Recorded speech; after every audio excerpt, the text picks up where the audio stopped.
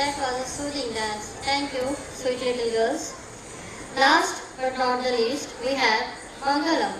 It's time to conclude our program. But wait, let's have a stage Vandana with all the students of Hinjawadi branch. I request all the students to come on stage to perform Mangalam.